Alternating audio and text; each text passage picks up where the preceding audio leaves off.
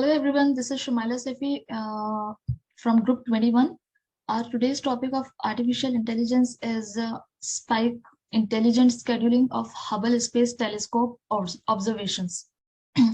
So we have the content. So today we gonna explain these topics from introduction to summary. There are different topics. So we will move to the introduction part. So here, we're going to introduce you about the spike system and general framework for scheduling. So the spike scheduler was created for the Hubble Space Telescope, but it was built for generality and flexibility, and it has subsequently been used for a variety of astronomical scheduling challenges as well as non-astronomical ones. The spike system, a broad framework for scheduling developed by the Space Telescope. Science Institute of NASA's Hubble Space Telescope is described in this publication. So we begin with a quick introduction with HST scheduling problem, followed by a discussion of spike's theoretical and conceptual basis. So HST scheduling. Due to its unrivaled combination of wavelengths, so coverage and angular resolution, the HST is launched in April 1990 and has brought crucial new capabilities for astronomical research. Despite manufacturing fault in the primary mirror, HST is pursuing a comprehensive research program that has yielded several impressive outcomes. Several schedule constraints are also imposed by the HST spacecraft and its accompanying ground system components. Because the observatory is in a low Earth orbit, that is 590 kilometers around, the Earth normally blocks the line of sight to a target for about half of each 90-minute cycle.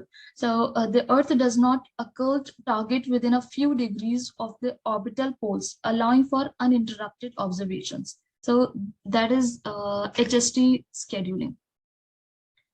Now we come to the next slide. So here in the range of constraint time scale for HST, so the time scale is mentioned in the figure. You can see here. The range of constraint timescales for HST is depicted graphically in this figure. It's impossible to pinpoint a single dominant scheduling component due to the interaction of so many restrictions on different timescales. The fact that the bulk of the requested exposures contain timing, grouping, repetition, or ordering requirements that strongly pair with the time-dependent constraints. And in this figure, it complicates the attempts.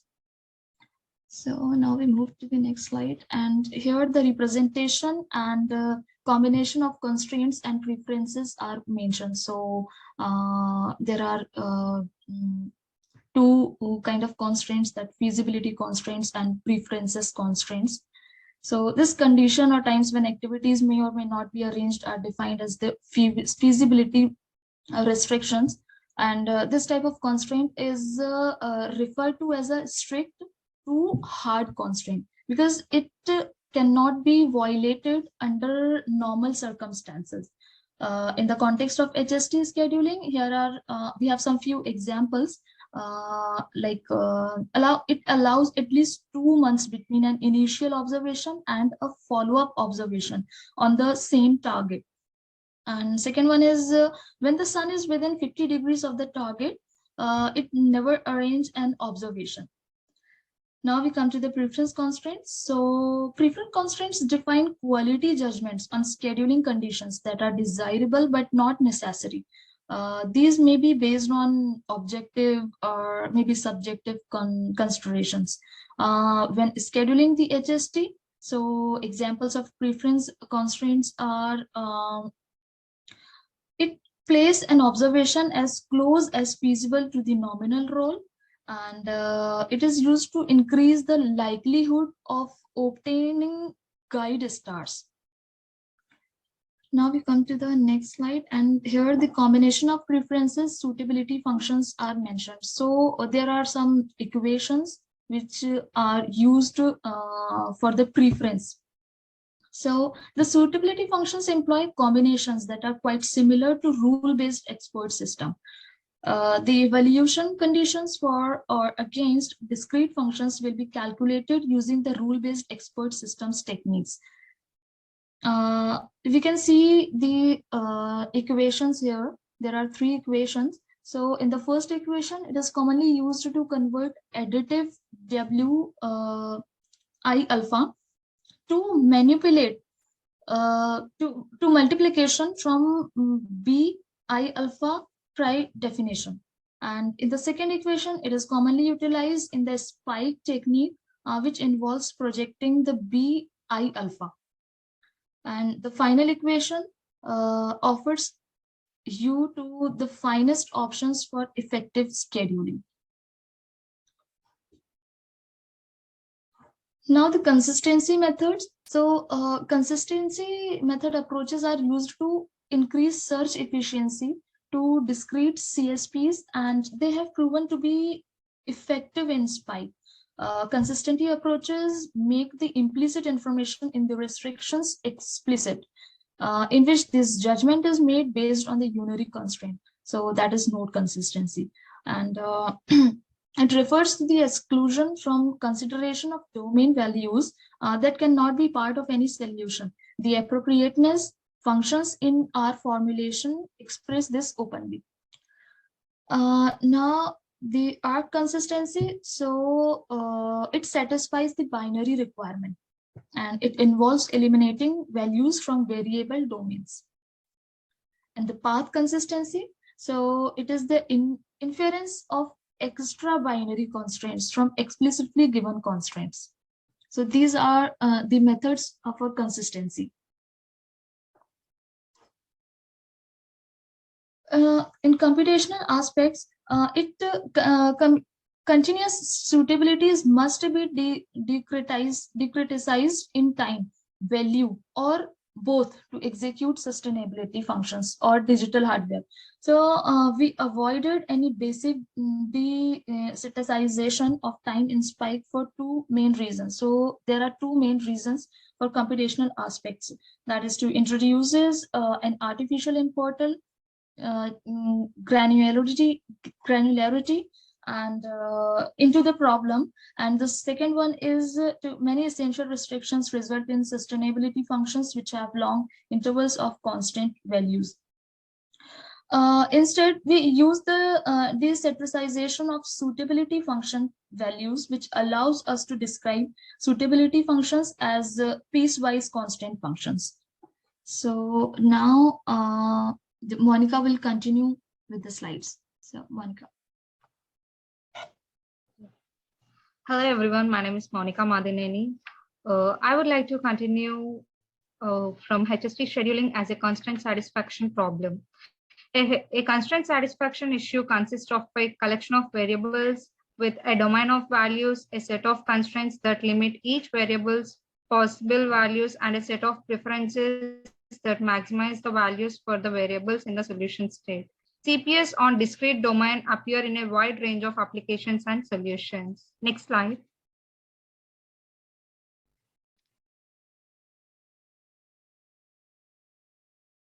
Yeah.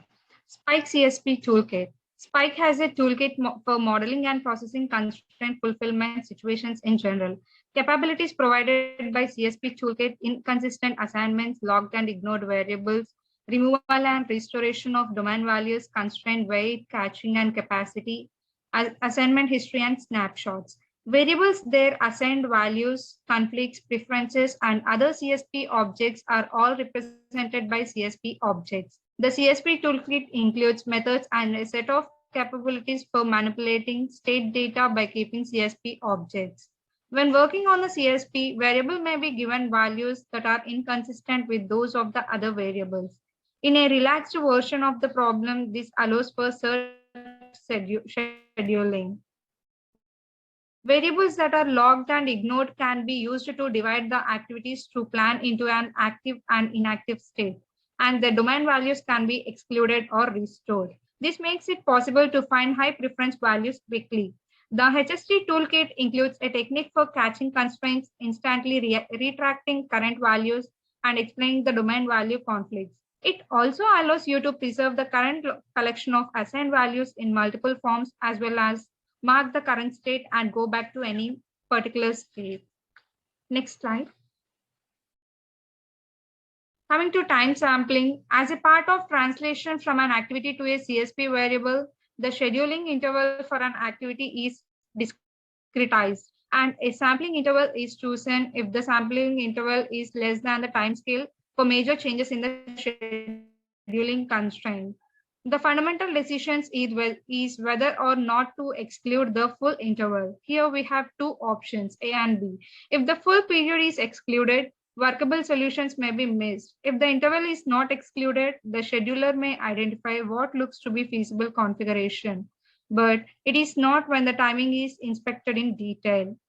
We choose the option B for the original construction for HST scheduling software and then shifted to option A for certain limitations as we acquired experience. Next slide.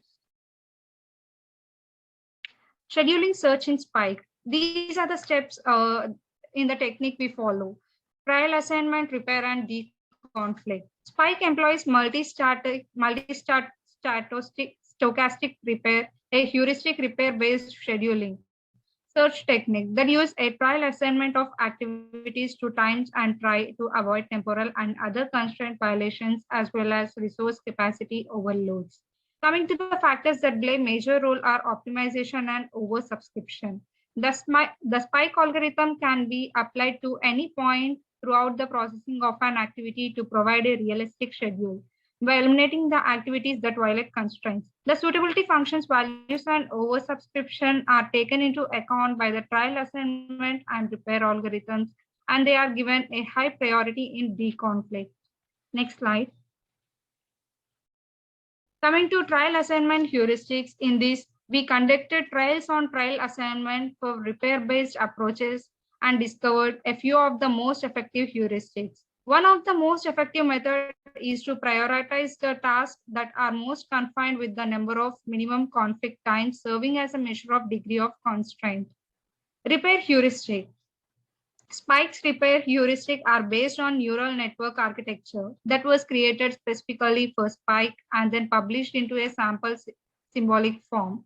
They use conflict count data to great advantage, and they use mind conflicts time selection to reduce the amount of conflicts between scheduled activities. Hill climbing has proven to be the most cost-effective way of repair. To avoid the problem of cycles, only a restricted number of repair steps are allowed. Here, deconflict means the Spike employs a number of methods to eliminate conflicting events from an overbooked calendar. The best first pass of activities is the final element of schedule deconfliction. Next slide. Schedule quality measures. The scheduling quality is determined by the number of observations on the scheduling, the total observing time schedule, and the summed degree of difference of the scheduled observations. One component of a quality metric is total gap time in the schedule. Coming to rescheduling, Spikes help with rescheduling in a variety of methods such as task locking and conflict cost analysis. Task locking allows the user to impose the task on the schedule, and conflict cost analysis shown which tasks are being infringed upon by the other task. Next slide. Spike and HST science scheduling. Spike is a Hubble Space Telescope scheduling and science planning system that was first utilized in 1988 and has been used in science operations since 1990. The figure depicts the HST scheduling processing flow. Proposals are submitted via the internet and reviewed using proposal database. The transformation mechanism turns an astronomer's observation plan into a list of activities to be completed.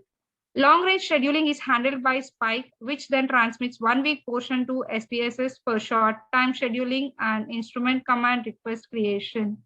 The science mission specification, which is the principal output product, is a precise time-tagged command list for the HST onboard computers. This HST proposals are produced, then turned into detailed task description, and then scheduled using a two-tiered approach. The long-term plan covering around a year, week-long portions extracted from the short-term scheduling, and the detailed command list sent to the HST payload operations control center. Next slide. Proposal preparation.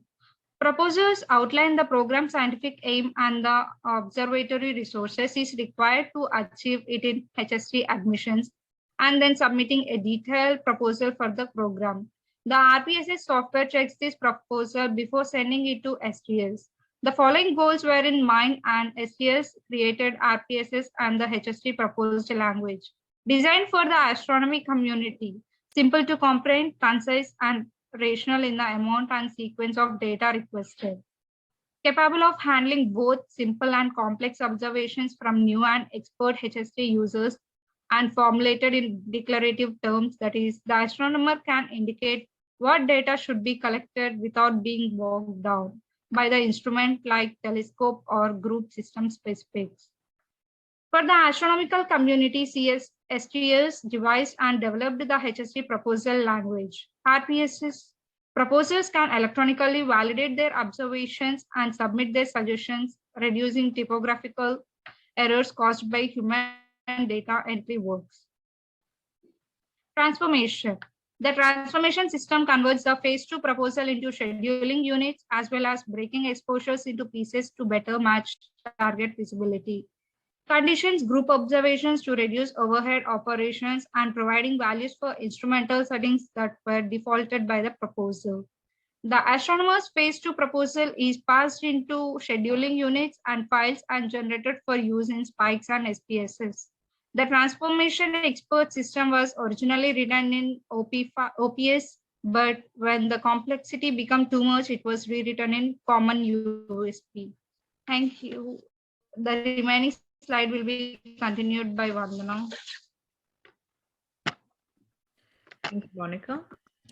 So now I'll be talking about the long-term scheduling. So let's see the steps that it takes for long-term scheduling. The first step is like observation proposals from transformations, which is nothing but a set of scheduling units and their constraints.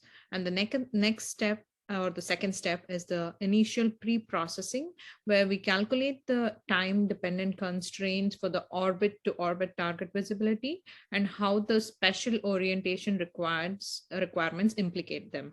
So the results are then cached into the disk file. Now, what is Spike? Spike, like when using the Spike in the SUs, it can be committed manually or automatically. Also, a graphical user interface is available where we can manipulate the schedule or run it automatically. So the schedule outcome is like stored in a database and then sent to the SPSS. So after the SSPS completes the short-term sequencing, Spike checks the calendar to see whether what is scheduled and what could affect the future scheduling. So Spike also like checks the archive to see if the data has already been received or processed. So if any observations have been like missing while during transmission, or they have like poor quality, they are then rescheduled. Then some of the tools that Spike provides for scheduling are PostScript and X-Windows tools. And where can this be applied? Like Spike in HST scheduling processes have come up like with a tracking system called Assist, which helps absorb and report all the observations in the scheduling pipeline. Then Assist has a central repository where we can store the data of different steps of development, like proposal preparation, long-term scheduling, short-term scheduling, and archiving. So also there's like Spike's parallel observation matching system. Like it analyzes the weekly schedule and then finds the correct match for the pool of parallel prospects or proposals. Can you go to the next slide, please? So short-term scheduling. Short-term scheduling, like it's like works on a weekly basis, and it gets like a list of SUs from long-term planning. So the sequence of activities generated for the week, that is called calendar. So the output is like a science mission specification, which is called SMS. So which can be thought as an assembly language that controls HST. And then STSI SCI sends the SMS to Payload Operation Control Center, where it checked for errors and violate that can affect the result health of HST.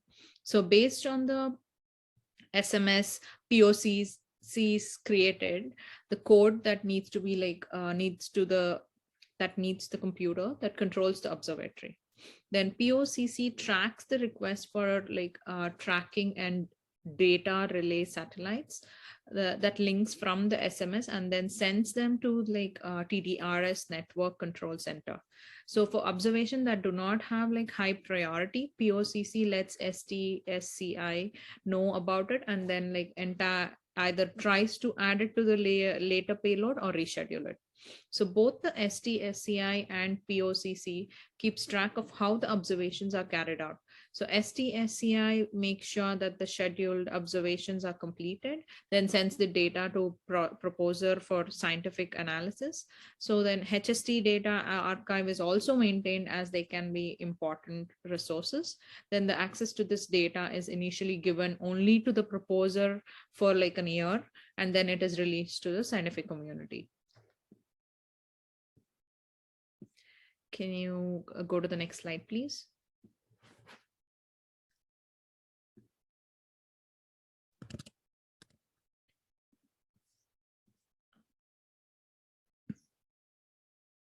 So implementation.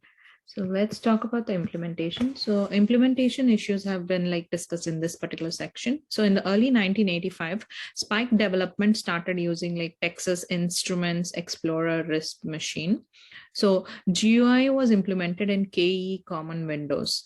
So remaining systems uses like Common Lisps and the Flavors object system. So since 1987, Lisp like has been evolved. So Spike has been modified to keep up with these changes. So the flavor code is converted to Common Lisp object system.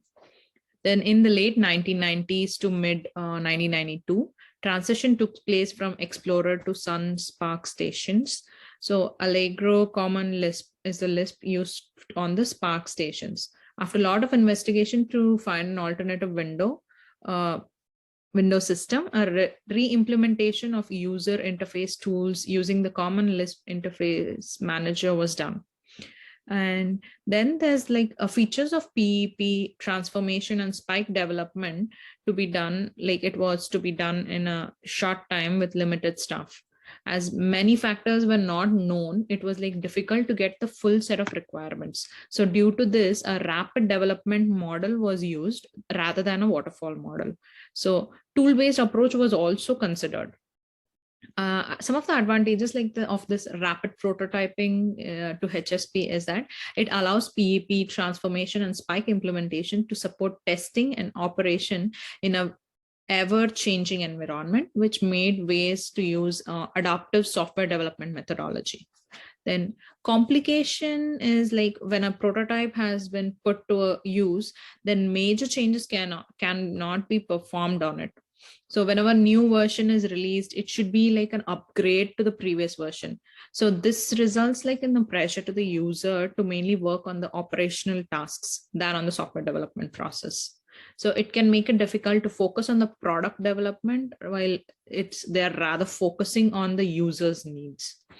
So to overcome this, like two techniques have been used. So one option is for the developer to do a full-scale end-to-end testing with real data in order to identify issues and bottlenecks. And the other option is to place developers in the users group as trainees or interns to obtain like first-hand experience with the operational environment and requirements. So using the real-time data, like it turned out to be important because it also had like many useful software tools were implemented using this quick response reactions. Example, like if a function which was set to have low priority and was not in this particular calendar scheduled in this calendar, it was like implemented in the current week because there was an activity that was like removed in the last moment. So also like storing and restoring scheduling information was like happening. This was happening until we had the Spark Assist database, which was available. So GUI was also improved because of this. So these like showing that there has been a better communication between the user and the developer, leading to a better and efficient development. Like software tools which were automated to build, develop and test softwares have been like great help, as it helps detect problems before the model is provided to the user, and also like it helps find human errors. Can you go to the next slide, please?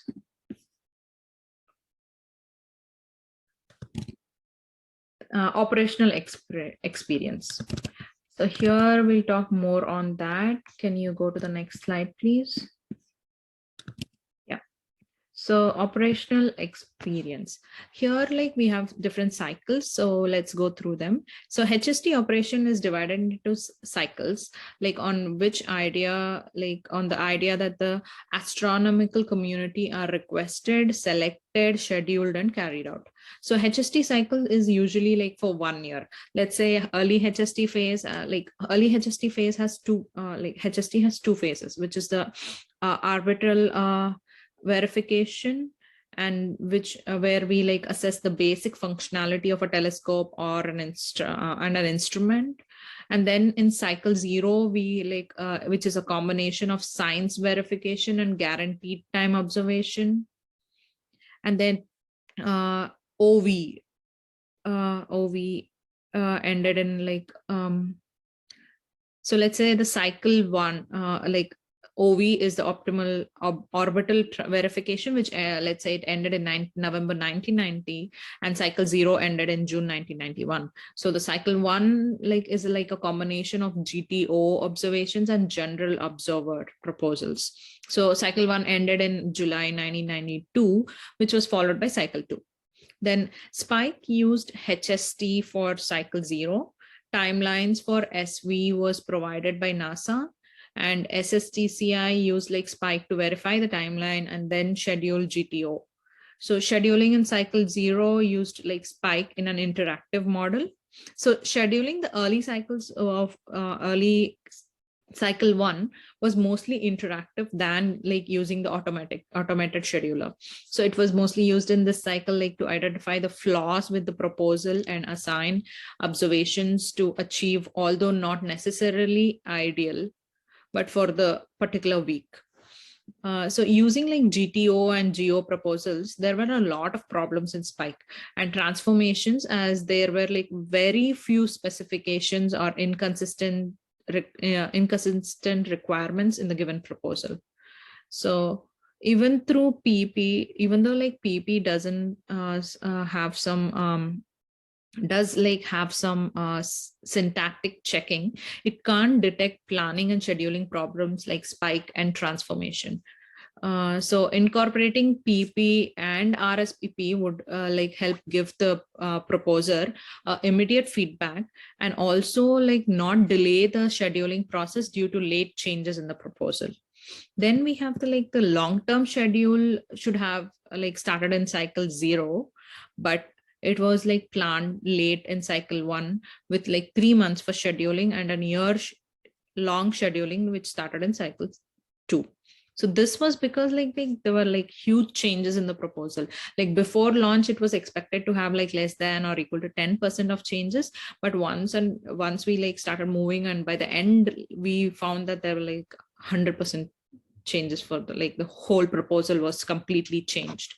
So if some changes are like to be made to the proposal, then they need to be made to the previous model.